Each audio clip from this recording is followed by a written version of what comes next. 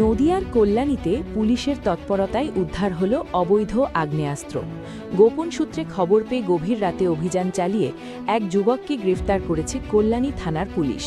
Police সূত্রে জানা গেছে, শুক্রবার গভীর রাতে সগুনা এলাকায় একটি বাড়িতে অভিযান চালায় কল্যাণী থানার পুলিশ। তল্লাশির সময় ধনঞ্জয় শিকদার নামে এক যুবকের কাছ থেকে একটি দেশীয় তৈরি আগ্নেয়াস্ত্র এবং 1 রাউন্ড তাজা গুলি উদ্ধার হয়। বৈধ কাগজপত্র দেখাতে না পারায় তাকে গ্রেফতার করা হয়। ধৃত ধনঞ্জয় শিকদারের বয়স ২৬ বছর। তিনি সগুনা এলাকার বাসিন্দা। ঘটনায় প্রাসঙ্গিক ধারায় মামলা রুজু করে তাকে স্বাস্থ্য পরীক্ষা করিয়ে শনিবার কল্যাণী মহকুমা আদালতে পেশ করা হয়েছে। তদন্তের স্বার্থে পুলিশের পক্ষ থেকে 7 দিনের পুলিশ হেফাজতের আবেদন জানানো হয়েছে। পুলিশ জানিয়েছে, উদ্ধার হওয়া আগ্নেয়াস্ত্রটি কোথা থেকে এলো এবং এর সঙ্গে অন্য কেউ জড়িত আছে কিনা তা খতিয়ে দেখা হচ্ছে। সম্ভাব্য অস্ত্র সরবরাহ চক্রের দিকেও নজর দিচ্ছে পুলিশ। অবৈধ অস্ত্র ও অপরাধ দমনে ভবিষ্যতেও এই ধরনের অভিযান চলবে বলে জানিয়েছে পুলিশ প্রশাসন।